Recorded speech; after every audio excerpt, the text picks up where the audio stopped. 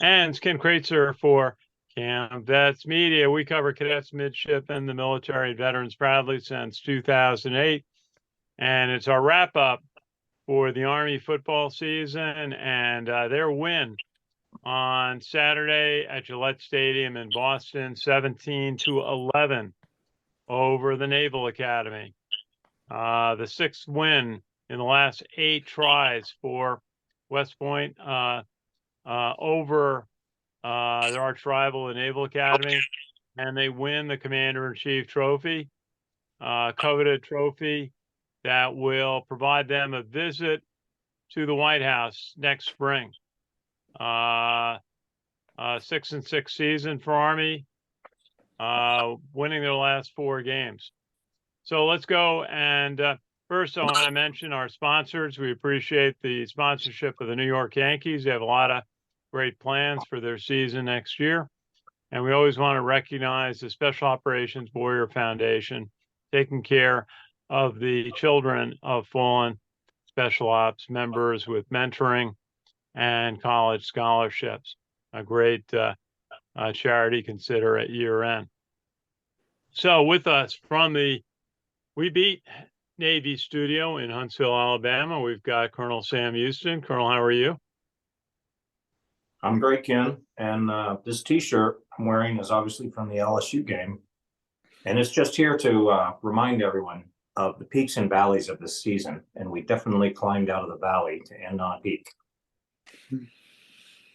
Okay, now we've got Richard Miller from Florida, where Army will be playing next year in the American Conference. Florida Atlantic, located in Southeast Florida near Richard's home, will be one of the opponents on the new schedule. Richard, how are you? I'm doing great, Ken. Army being Navy, the cherry on top of the season, even despite the 500 record.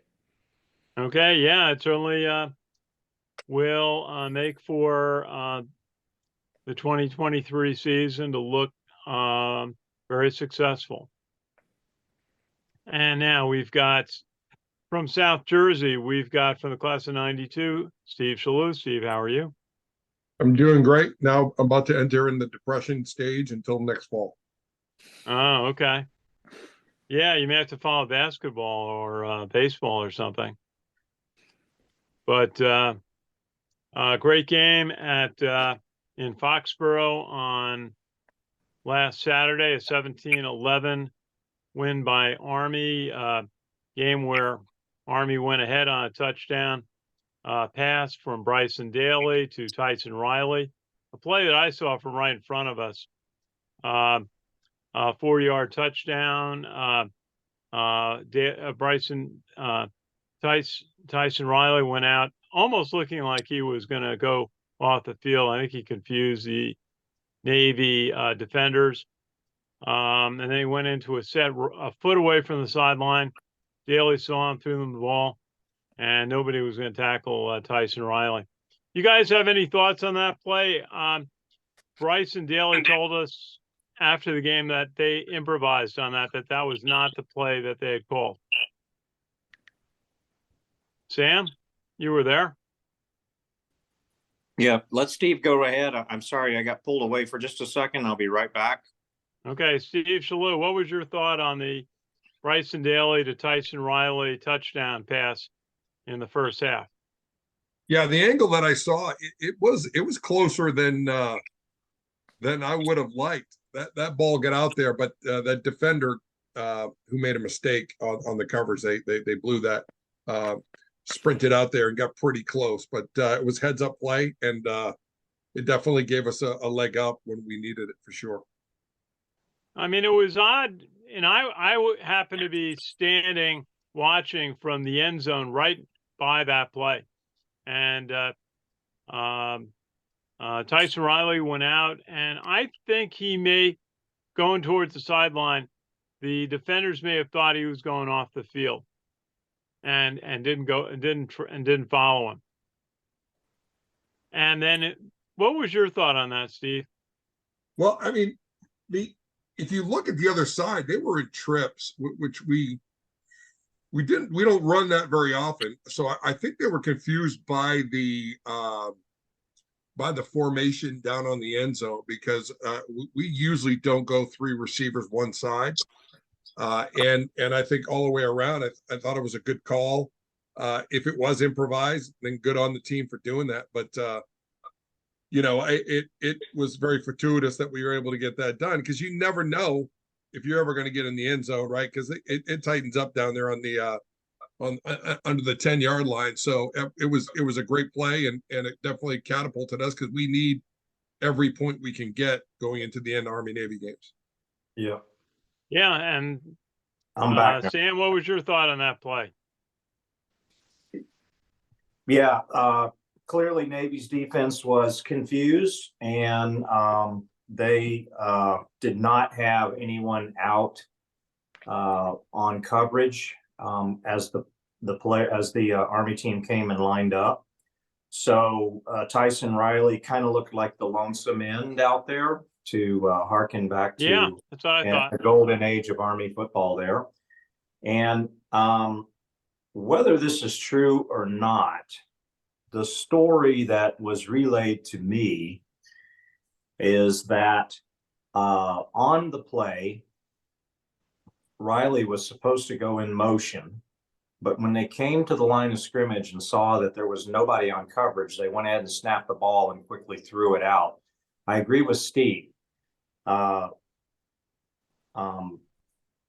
Daly could have gotten the ball with a little more zip out to him, because I'll tell you what, the Navy defender who did react and realize what was going on made that play way more close than for comfort than it needed to be.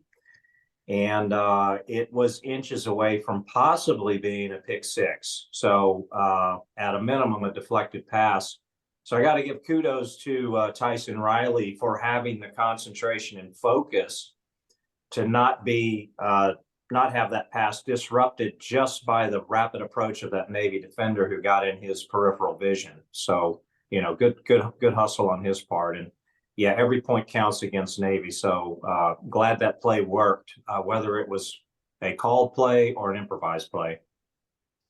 That's what Bryson Daly said afterwards, that it was not the play called in the huddle. And I didn't talk. Tyson Riley wasn't available to the media after the game to ask his thinking on it, but the defense, he was open. When he went out there was nobody within 20 yards. The defender was behind the box and had to run out there. And I didn't think it was anywhere near being picked off. I have to watch another replay of it.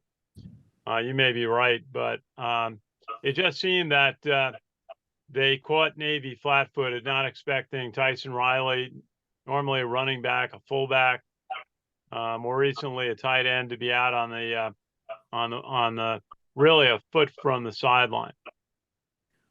And yeah, so Ken, watch the play again. It was close. And number two, Tyson Riley moved. It should have been a legal procedure. He actually moved before the snap.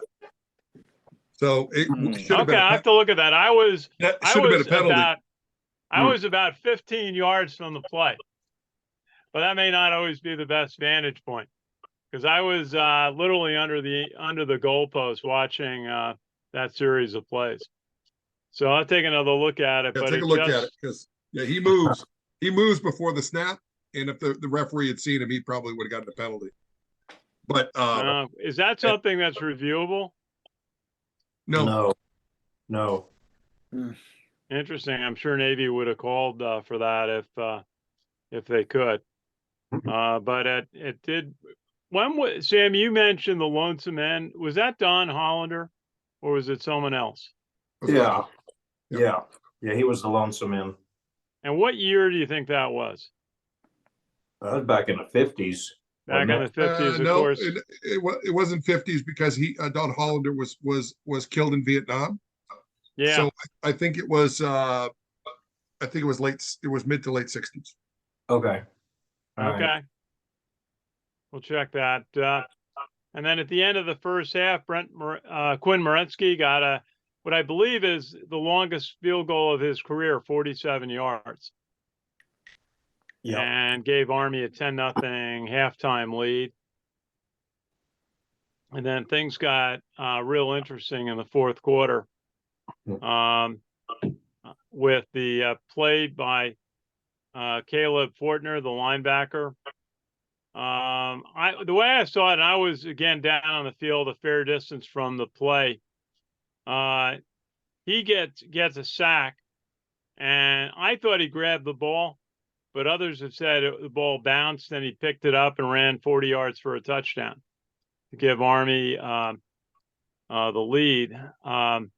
What was your? How did you see that play, Sam? It was all Fortner.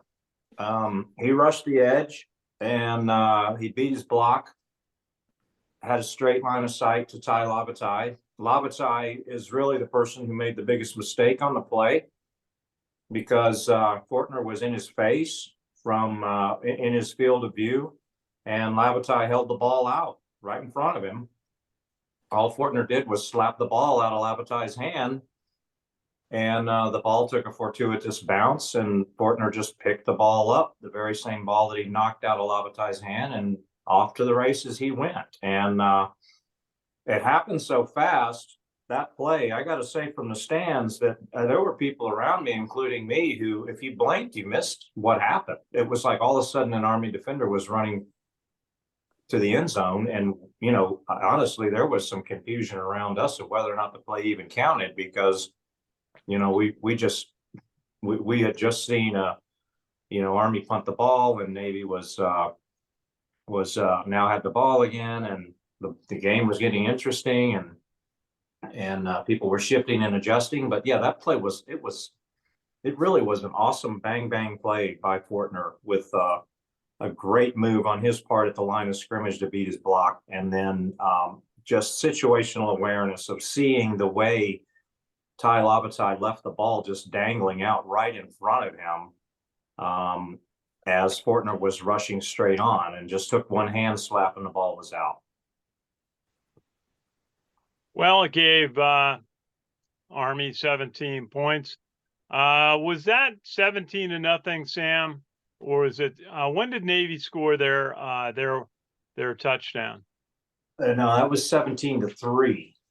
Army and Navy got a field goal lead, and there was less than 5 minutes to go in the game at that point. I think there was about 4:49 on the clock when Fortner scored that touchdown. So believe me, myself included, we started preliminary celebrating a little bit too early. Okay. And then Navy goes down the field, gets a quick touchdown. And then the Army offense really was sputtering at this point, not being able to generate first downs. And Sam, maybe we should speak to this. We talked to Coach Monken after the game about switching back to the new offense for the game against Navy after they had been productive running the ball in the under center offense in the last game of the year against Coastal Carolina. Coach Monken said to the media that he just thought Navy knew how to defend this triple option, and therefore he wanted to go to the more broad-based shotgun based offense. What was your thinking on what Army did, with their offensive strategy going back to the shotgun? Yeah. So we talked about what we expected to see last week, and Steve and I were kind of, we kind of were talking from the same camp about what Army's offensive approach should be to this game. I was not surprised that they came out in the shotgun offense. My surprise was that they never went under center. And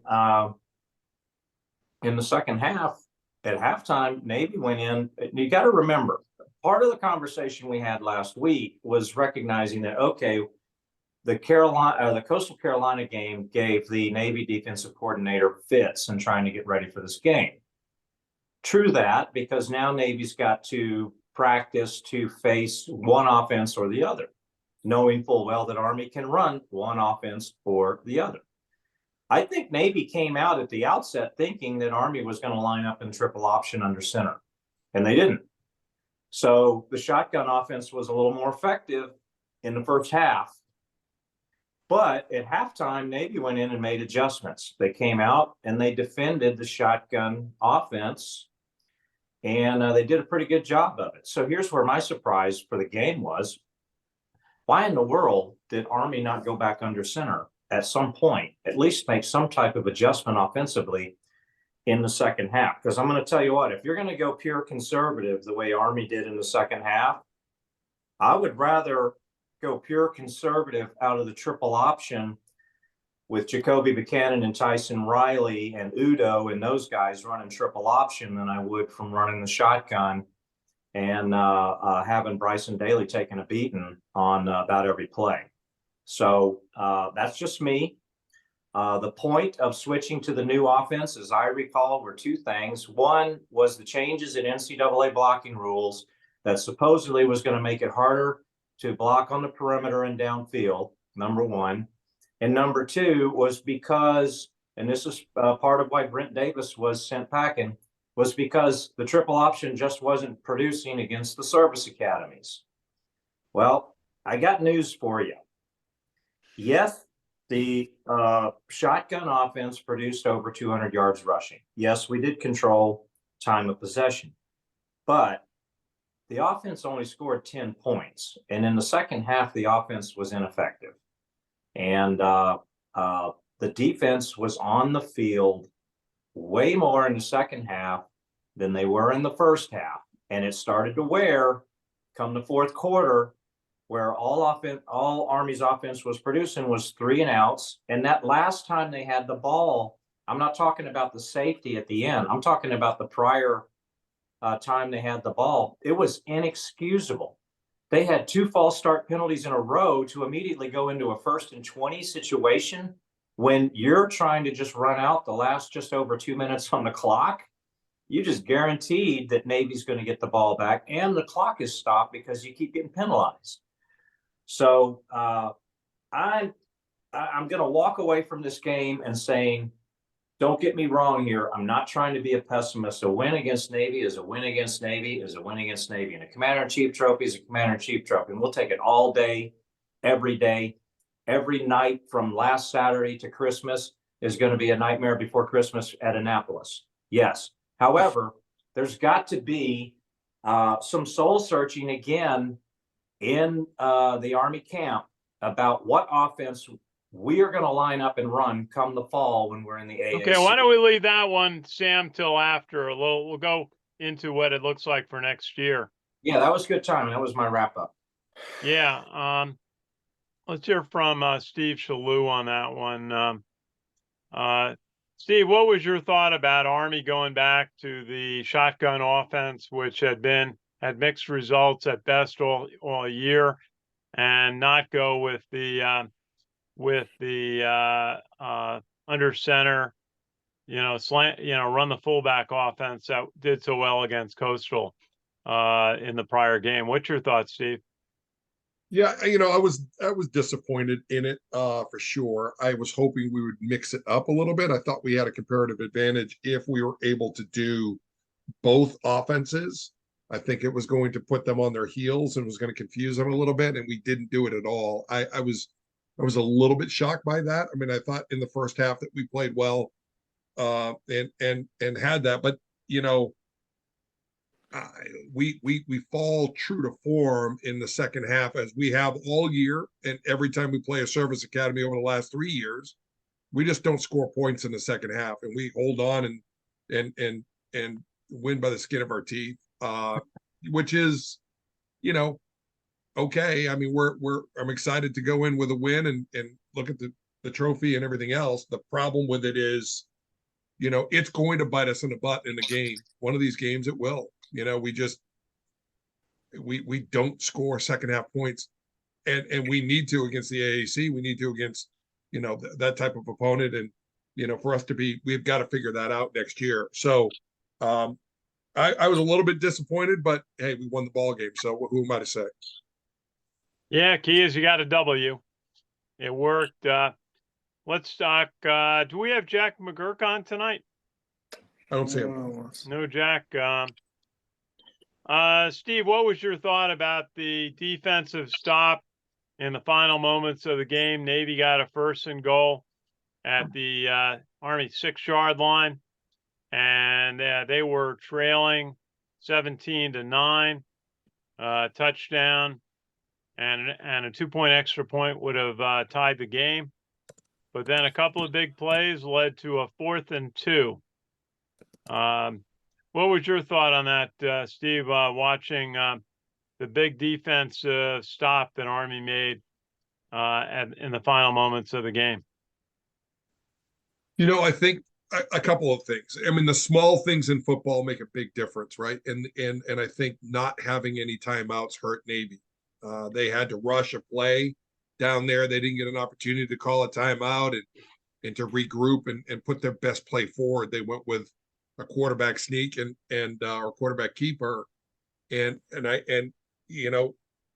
think that play for Army was won not last Saturday. It was won last year when we had a goal line stand, and in the year we played at West Point, we had a goal line stand, and we did it against Air Force too. So we had confidence in our ability to do that because we had done it before. So I think it makes it better for a defense when you can visualize and refer back to a victory that you've had in the past, that, hey, we can do this, guys. We've done this before, right? And that mentality of it gives you a lot of boost. An offense going down to try to score and get a 2-point conversion, that's a hill to climb. That's a big hill to climb. So, I think we had the mental momentum on our side. I mean, we're a little bit on our heels at that point, but, we believed what we could do and we did it. And it really wasn't as close as they made it to be with the officials. So it was a heck of a stand. It was a heck of a thing.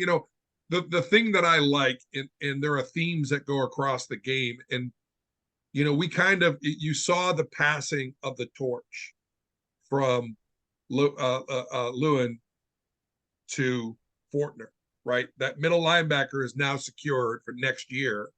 Yeah, what a season Caleb Fortner has had, emerging as another great Army linebacker. But what a year Leo Lowen had. The two of them, right in the middle of the defense, making that stop. Right. And we used to do that all the time from Radigan and Christensen. And we had those middle linebackers that used to tag each other on the way out. And we kind of missed a year for a little bit. We didn't have that dominant figure. And I think we're back with that. So I feel not that Leo was not a great linebacker, but it wasn't to the ilk of where we'd been in the past. So I'm excited about that because that gives a ton of confidence and shores up the middle of that defense that played extremely spirited. So I'm excited for what that brings.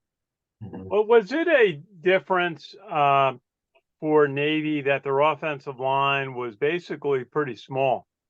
Glover, the left tackle, was 270. Purvis, left guard, 293. I guess he's the biggest guy of the bunch. The center, Brent Self, 267. Joshua Penna, 278. Right guard, and the right tackle, Connor McMahon, 279. That's rather small. I mean, that's kind of where Army was before Jeff Monken. And was that a factor there, Steve, that their line was really not very big? There are a couple schools of thought on that. Number one, it wasn't that long ago when Army was that size. And this year, we were unusually large this year. I think because of the shotgun type situation, we went a little bit heavier.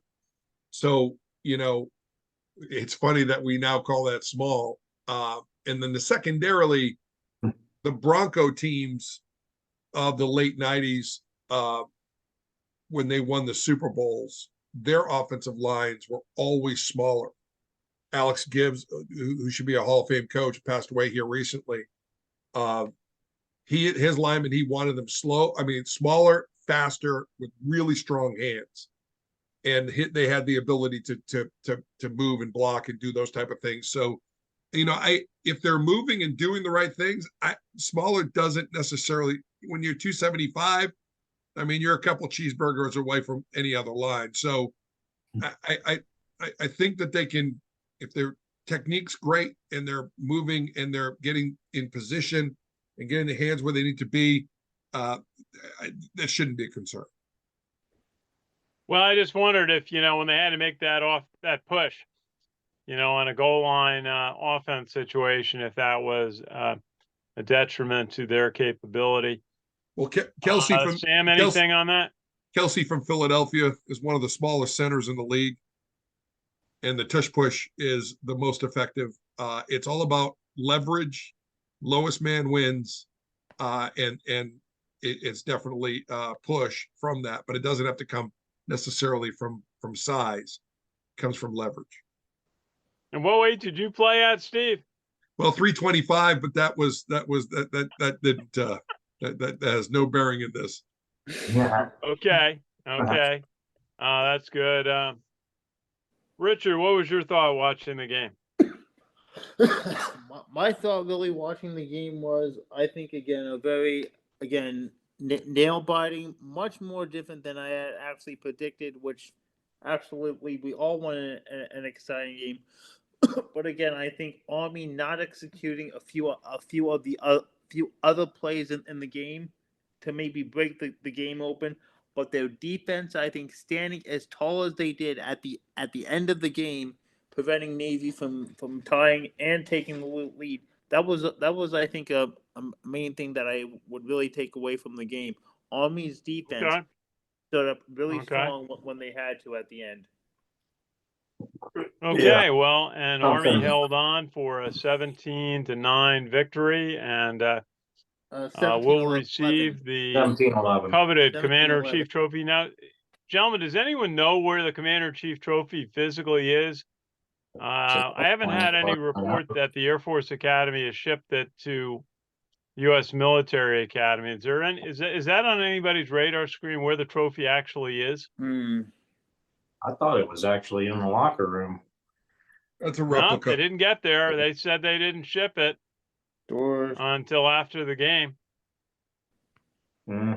Is the report I got.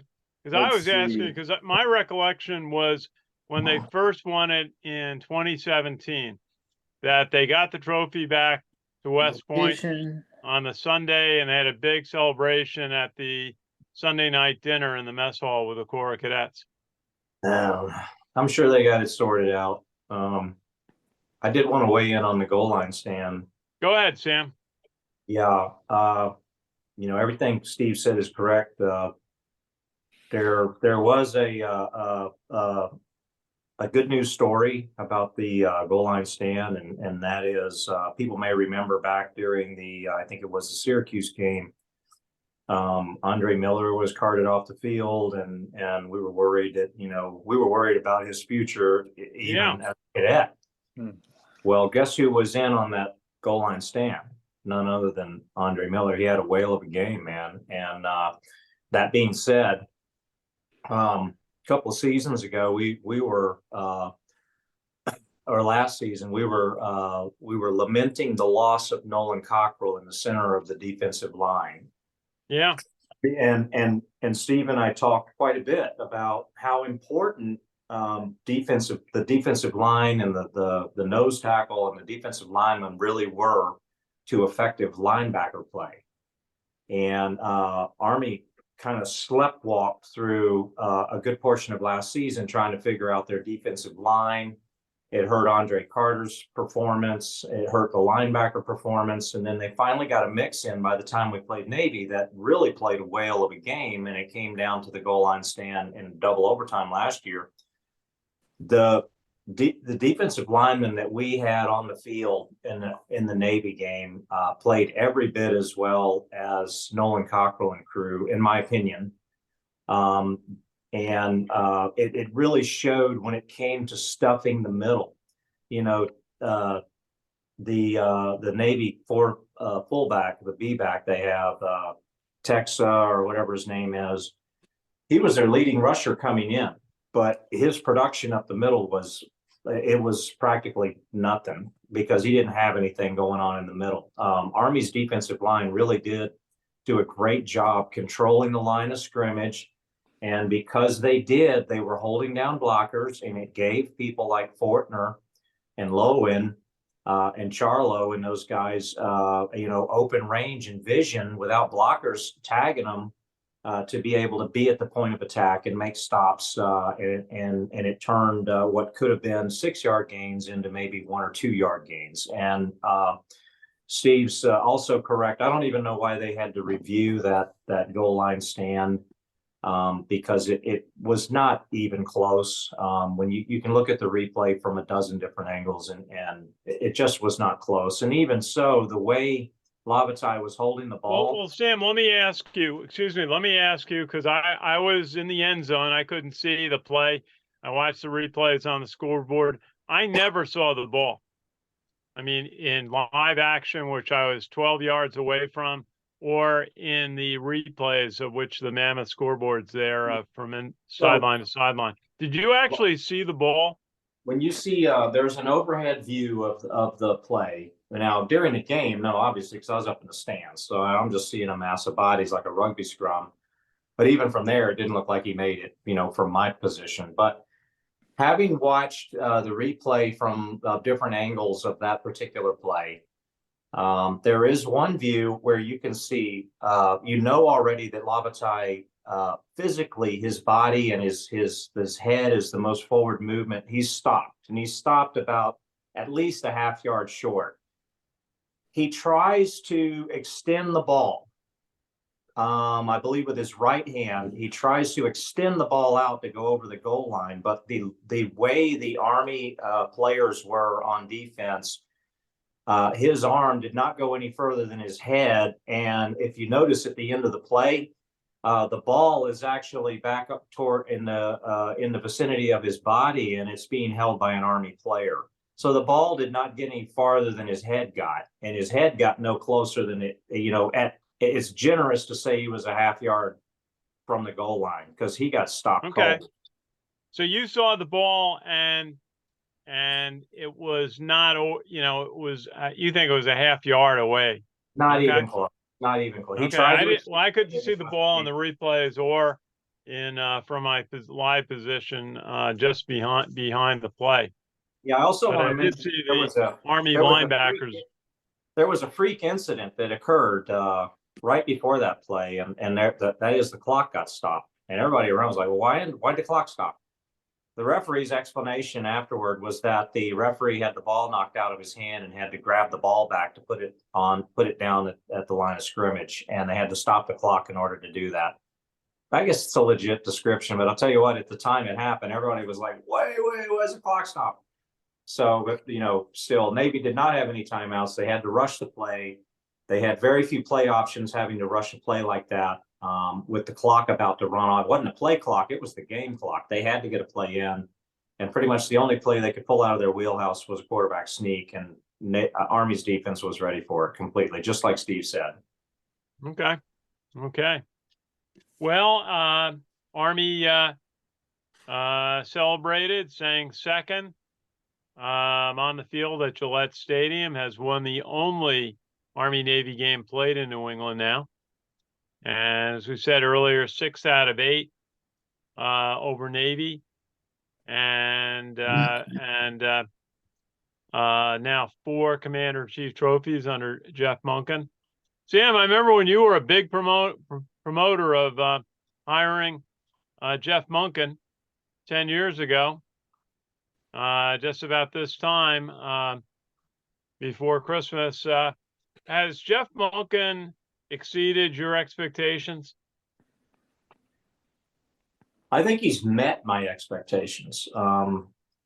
The expectation was that Jeff Monken would be the coach at the time in Army football that Army football needed to turn the program around, not stop the bleeding, but turn the program around and bring Army football back to, the first step was to bring Army football back to a level of parity with the other service academies. And in the process, turn Army football into a winner again and bring back, restore the pride and the tradition of the brotherhood in Army football. He has achieved all of those. And he has won 11 out of the last 16 service academy games. That's And remarkable. it's very safe to say at this precise moment in time, Army, and it's been back since the Jim Young days that you could almost say this, that Army is the preeminent service academy in inter-service rivalry games. And Army has won 4 Commander-in-Chief trophy under Jeff Monken, which makes him the only coach that has earned 4 Commander-in-Chief trophy in the CIC era, and exceeding Jim Young, who earned 3. And he's still the coach, and he doesn't look like he's about to retire. So, the expectation now is we're going to go into a league play. So the expectation is that Monken, and we trust in Monken, is that he's not only going to figure out how to win in the AAC, he is going to, in the process, continue to bring dominance to the inter-service academy rivalry games. And Okay. I hope Jeff Monken retires at West Point. I hope he stays. He remains the coach for as long as he wants to coach football. He remains the head coach of Army football. Well, I agree with you. Okay. Steve, anything on that? Yeah, I mean, Looking at the season overall, the accomplishments under Coach Monken, it's become a new golden era of Army football. yeah, it's tough to change the narrative. And that narrative for Army used to be when something would go wrong in an Army-Navy game or an Air Force game, we'd be like, all right, here we go again, right?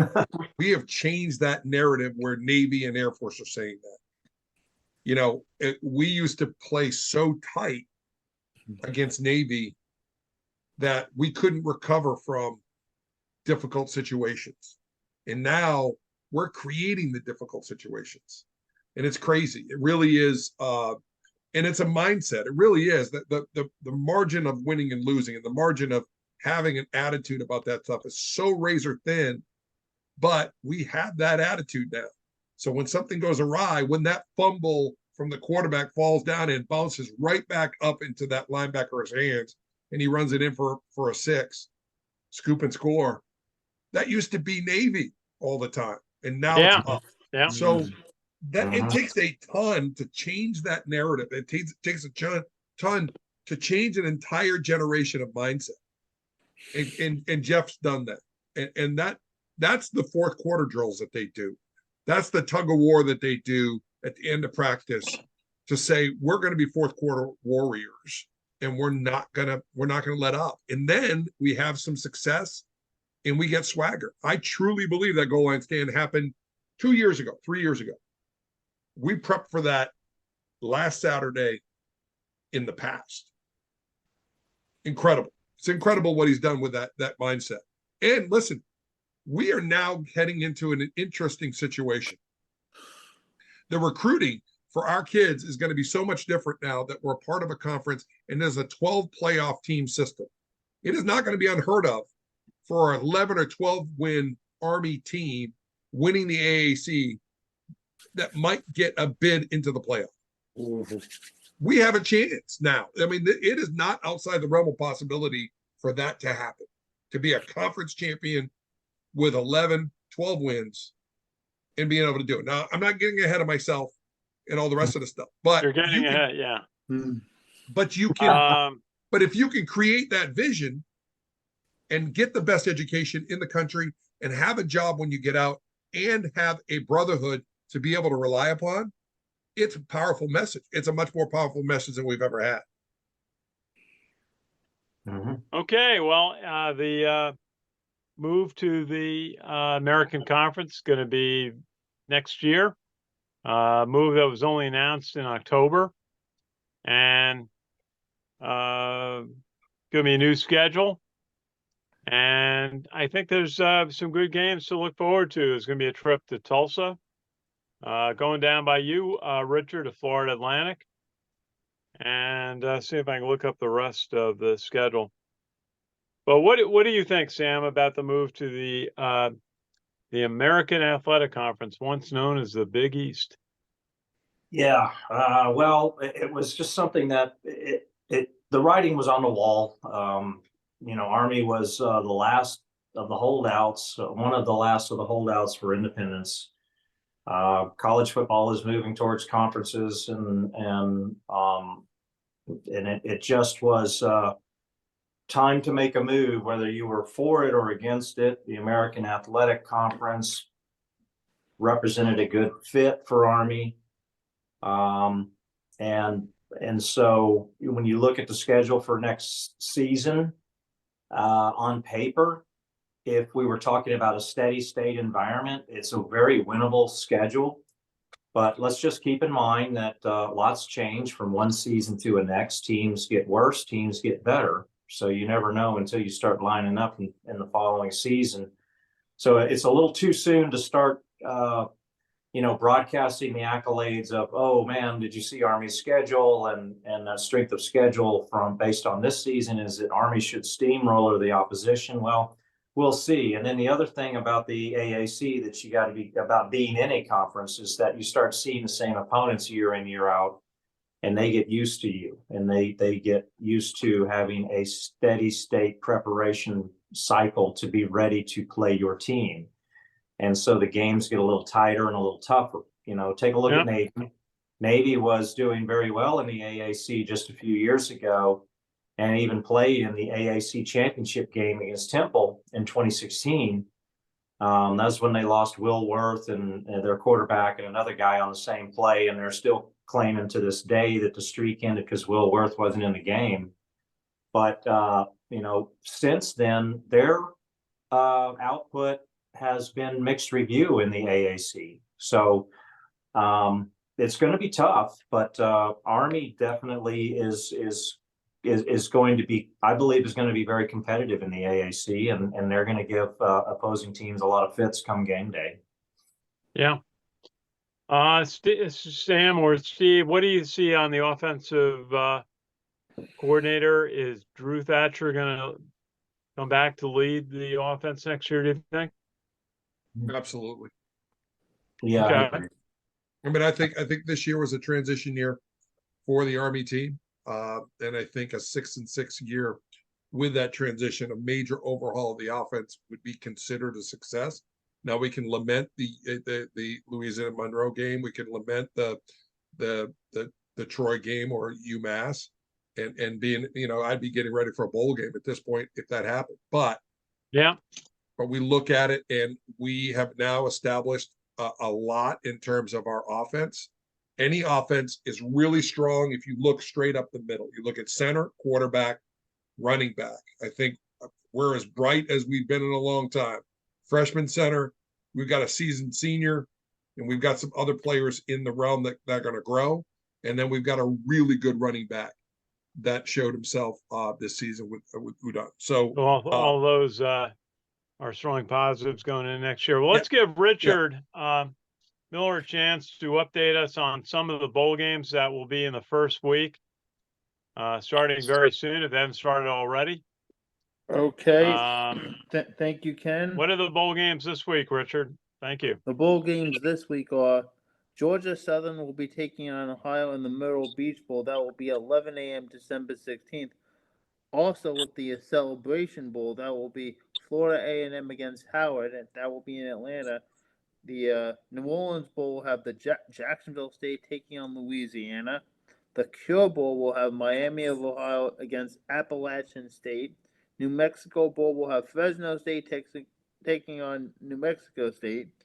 The LA Bowl will have UCLA taking on Boise State. The Independence Bowl will have Texas Tech against Cal. Let's see. On Monday, it will be the Bahamas Bowl, temporarily renamed the famous the famous Toastery Bowl with Western Kentucky and Old Dominion. That will be a 2:30 game. Tuesday night will be the Frisco Bowl, Marshall and UTSA. Thursday night is the Boca Raton Bowl, USF against Syracuse. Friday is the Gasparilla Bowl, the Georgia Tech Yellow Jackets against UCF. Saturday will be the Birmingham Bowl, Troy against Duke. The Camilla Bowl will be Arkansas State and Northern Illinois. Armed Forces Bowl, Air Force and James Madison, 3:30. Same time will be the famous Idaho Potato Bowl, Georgia State and Utah State. The 68 Ventures Bowl, Eastern Michigan against South Alabama. The Las Vegas Bowl, Northwestern and Utah. Hawaii Bowl, 10:30. San Jose State and Coastal Carolina. The day after Christmas is the Quick Lane Bowl, Bowling Green in Minnesota. First 2 o'clock, 5:30. The First Responder Bowl, Texas State against Rice. Guaranteed Rate Bowl will be at 9 o'clock. Phoenix, Arizona. Kansas against UNLV. On the 27th will be the Military Bowl, Tulane against West Virginia, 2 p.m. Followed by Tulane against West Virginia down at Annapolis. That'll be an interesting game. Maybe I'll go down to that one. Oof. Well, Richard, that's pretty good. That's a good lineup. We'll be back next week and we'll go through more of the first round of bowl games and then the second week. And just before we wrap it up, let's go, Steve. Any final thoughts on Army's win at Gillette Stadium? I thought Boston and Providence and the Patriots, the Kraft family, did a great job hosting the event. What did you see? It was an amazing event. I'm a New England guy. I grew up in Maine, and it's a patriotic, hardworking, blue collar part of the country that believe in law enforcement, and they believe in the fire and first responders and military. And everywhere we went, they were honored and proud to have us there. And they rolled out the red carpet, and the stadium was great. I watched it both from the stands and from the sideline. It was an amazing time, amazing venue, all the way around. And the event that I was able to hold prior to for about 1,000 people, the staff at Splitsville was just amazing. They took care of us like nobody's. We had 1,000 people at your tailgate, Steve. Wow! I did. Sorry, I couldn't get over there. It's kind of tight on game day. Yeah, we had an absolute blast. It was all in all an incredible event. Traffic in and out was tough, but hey, all the way around, it was great, and I'm excited for, I'm excited for our next venue after DC. I'm not excited for DC, but I'm excited for Baltimore after DC. But it was an interesting up and down season, and I'm excited to see how we come out of this, both recruiting, health, and then how we hit spring ball and see where we are. I just hope we continue to get Daly seasoned and get him ready this is his team. This is his team, no doubt. And he's the leader that's going to bring them forth. Okay. Yeah, I had a great time on Friday. I was down at the Boston Common. They had the Patriot game, some of the obstacle courses and contests. Then they had a parade of the Spirit Dance for each academy from the State House through the streets of the financial district in Boston, some of the historical areas down at Faneuil Hall. Was at the pep rally in front of Faneuil Hall. And then there was the Navy band decided to play on their own with Secretary Del Toro, we said hello to. And then the debate team, Navy won the debate match this year. That was held in Faneuil Hall, a very historic stage for the birth of democracy. Yeah. And And then was at the Army Navy Gala, almost over 1,000 people at that. Sam, you were at that. What was your thought on some of the events leading up to the Army Navy game held at Gillette Stadium? How did you enjoy it? I'm going to concur with Steve. I'm surprised it's taken this long to get the game in Foxborough and have Boston as a host city. I'm giving a double thumbs up and approval for Army Navy to be played again in Boston. Great town, great events, wonderful people, patriotic to the max, red carpet to the max, and just a world-class performance in a stadium that I've got to say it's a great place to go to watch a football game. I've been to Patriots games before, so I wasn't surprised by the fact that Gillette is a super facility. But as far as the peripheral events, yeah, the gala, I've never been to a gala. I have complimentary tickets to it every year and I never go. But this year, my girlfriend wanted to go and I did what she wanted to do, so we went. I got to throw on my dress mess uniform and it still fits and looks great. You did, you look good. You and your girlfriend, you made a very attractive couple. Well, thank you. I appreciate that. I'll relay that to her. She had the very first thing that she said when we were leaving the gala was, well, she said, you've never been to one of these before, you said. And I said, yeah. And she goes, well, you're going to be going to every one of them when we're together. So I'm like, okay, I got it. Because it was really an amazing event. And if you look to my left rear, you'll see something that I managed to get from one of the tables that was at the event, this nice little lit Army sign, which was at so you brought that home. Yeah, I saw those. They had a for each I arm wrestled another colonel for it and I won, so it now sits at my bar. And of course in the swag that was at the table for every person, there was a replica of the game coin that was used to do the coin toss. Yeah, I got one of those. And that was incredible, just really awesome touches to just about everything that was going on during the weekend. I did not go to Steve's tailgate. I went to a tailgate for the Johnny Mac Fund.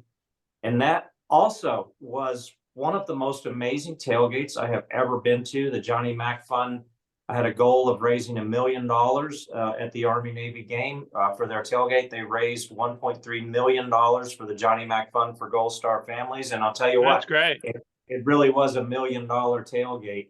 And then Sunday, our flights were not until late in the day. So we went down to the Long Wharf in North Boston. It was a nice weather. We went downtown, just want to see what was going on. Lo and behold, we stumbled upon the 51st annual Christmas parade put on by this North Boston Italian Society, where Santa's flying overhead in a helicopter and he comes in and lands by helicopter. They found out that I was, a grad and we had been at the Army Navy game. They practically rolled out the red carpet for us. And we saw the Minutemen in the parade because as we were trying to make our way through the streets of North Boston, we kept seeing these Minutemen that were in the parade that we had talked to just before the parade started. Every time they made eye contact with us, they went ahead and went through their routine and fired their muskets for us. It was awesome. I'm telling you, that's Boston. That's Boston. Well, and hey, if we're gonna weigh in on whether or not we're gonna play the game in Boston again, my vote is absolutely let's go to Boston again. Love it. Yeah, we got to hear more reports from Providence. About 700 of the midshipmen stayed overnight in the Providence Convention Center. They put it up, made it into a barracks. And from reports I had, it worked out. I'll tell my quick story was, as some of you know, we're working on a project to update the chaplains' monuments at Arlington National Cemetery, and we've been running into some resistance. And so I was on the lookout for a couple of people who might help us along the way. And at the gala, just leaving the gala in the Heinz Convention Center, I looked to my right, and there's Bob McDonald, the former chairman of Procter & Gamble, and West Point graduate, and also the former secretary of the VA. And I chatted with him at the Syracuse game. And so I mentioned our project, and he said to give him a call. And then just before I'm going into the stadium, I was going in to make sure I was there on time for the march on to do filming of that. You know, I was looking at an Army equipment demonstration, and then I went in the wrong tunnel, and they said, no, you got to go to the other entrance way. So I'm out there walking there.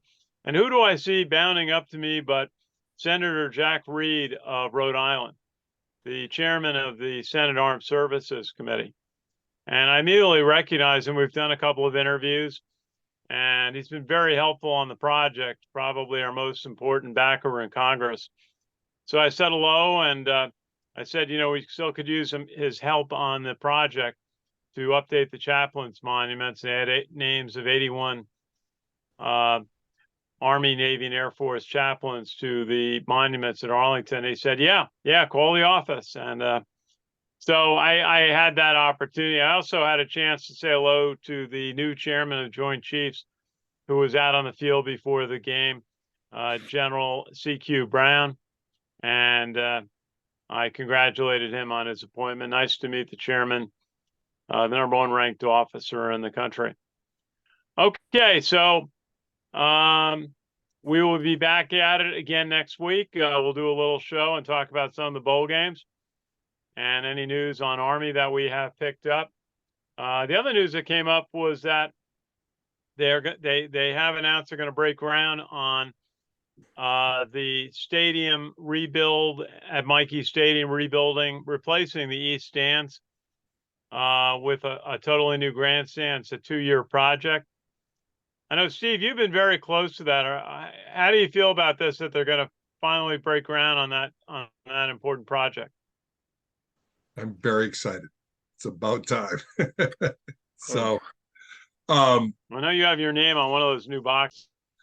Yes, we definitely have a name on a suite. So we're excited about that, but we're also, you know, it's going to be, it's great for recruiting. It's great for publicity from the television angles from CBS, all of those things. So, I mean, it was needed. It needs updating. It's a big part of what we ought to be doing.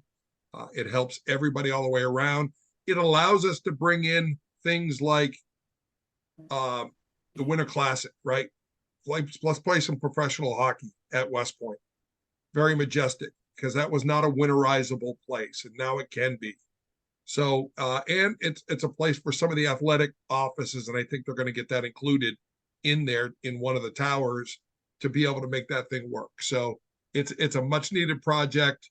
They're going to break ground, I'm hearing, as early as April. So even graduation will be maybe a different vantage point this year.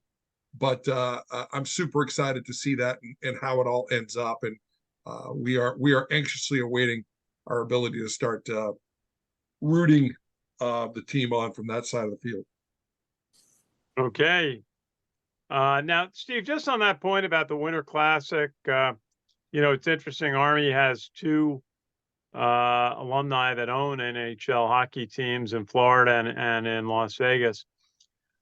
You talk about winterizing the stadium. I know Penn State has talked about the same problem, having an older stadium. Would they have to eventually then winterize the existing main grandstand in order to hold, you know, January events? Yeah, they would. But I think they would make that investment. I mean, if this becomes more of a year-round destination, I think that would be a big part of it. Okay, so there's more to come on that. Yeah. And Sam, any comments? Any final thoughts? Yeah. That punt did hit the Navy receiver's foot, by the way. I just wanted to mention that. I'm surprised it didn't come up in this discussion. But yeah, definitely made contact with the Navy player's foot. Terrible officiating and terrible replay review. Should have been Army's ball on the 1 or 2 yard line. Yeah, no doubt about that. Okay. Well, I want to thank you, Richard. Any final thought? Is there a particular bowl game you're going to be following next week? A particular bowl game? No, not really. I'm going to be following like all of them. Not until like I get a. Not until we get to really like the huge bowl games, like the Orange Bowl and the Rose Bowl. I get into those. I'm just watching these for the main enjoyment of it. I'm not really like focusing on any one of these other bowl games. It mainly starts where it gets after like January, and you get to the college football playoff. That's where the real excitement in the bowl season Okay, starts. very good. Hey, one other question for Steve Shalou. I'm not sure if you were on this when I brought this up earlier. Do you know where the Commander-in-Chief trophy is physically? Has it arrived at West Point yet? It's in a it's in a bunker in the Cheyenne Mountains right now, I suspect. I don't know, but it's gamesmanship. I mean, it's Air Force being Air Force. Yeah, because I was wondering. I mentioned to a couple of people that my recollection of 2017 was that they presented it to the Corps of Cadets at a dinner in Washington Hall the Sunday after the game, where they won it and brought it. And so maybe there'll be something like that in when the cadets return in January. The trophy is immaterial. It's the spirit around the trophy is what's important. I really don't care necessarily when it gets there. Everybody knows that we won the CIC. Everybody knows that we cost Air Force tens of millions of dollars by losing to us and then destroying their entire season. Everybody knows that they looked down their nose upon our team because we were struggling and we rose up and punched them in the face. Everybody knows. I don't care about the trophy. We're CIC champions. Yep. And you're going to the White House. The prior years when Army made the trip in 2018 and 2019, it was around the first week of May. So we'll see if that holds true again. So congratulations to Jeff Monk and everyone associated with the Army football team. Thank you to all the folks from Bob Kraft on down from the host committee. Yeah, it really was well done. I'll tell you, the food in the press box, they had lobster rolls and they had steak and they had New England clam chowder. It was very well done throughout. So we will extend our appreciation. So anything else before we break? We'll come back next week and start talking about some of the bowl games. Okay, well, I think we're in good shape. Steve, something? Nope. Richard, okay. Nope. Very good. Well, I want to thank our sponsor, the New York Yankees, 27-time champion. They've been working on their roster. They got a lot of great offers out for ticket plans for next year. We'll be talking to them on some of that. They also have the Pinstripe Bowl coming up on the Thursday of Christmas week. It's an afternoon game and will be a good one. Richard, who's in the Pinstripe Bowl? I think that is Rutgers playing. Who is it? That's going to be, let's see, Rutgers playing. Hold on. Pinstripe Bowl is this year. Pinstripe Bowl this year is going to be Rutgers and Miami, December And Miami, yeah. 28th, 12/15. I think they played in a game about 5 years ago, Miami and Rutgers. So we'll see. For Miami, going to a cold weather bowl is kind of a challenge thing.